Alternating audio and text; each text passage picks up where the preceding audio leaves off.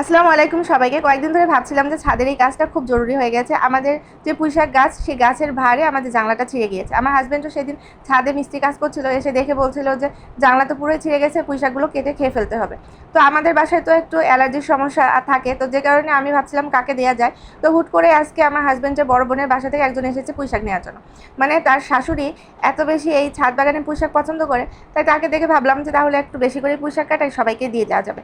তো এখানে আপা একটার পর একটা পুঁইশাক কাটতেছে। আর গত বছর আমাদের বাসায় কিছু খাওয়ার জন্য পুঁইশাকের ডাল ছিল, সেই ডালগুলোই আমরা গাছ লাগিয়েছিলাম।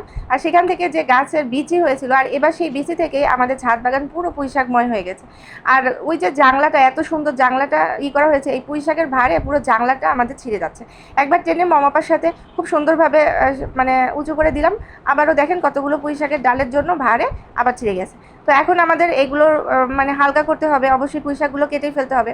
তো আপাকে বললাম তুমি কিছু পুঁইশাক নাও, আর সাথে যে আপাটা এসেছিল আমাদের বাসায় তাকে দিলাম। আর বাদ বাকি আমার হাজব্যান্ডের বড় বোন, তার শাশুড়ি ভীষণ পছন্দ করে, প্রতিদিন পুঁইশাক দিয়ে সে পুঁইশাকের তরকারি দিয়ে সে খাওয়া দাওয়া করে।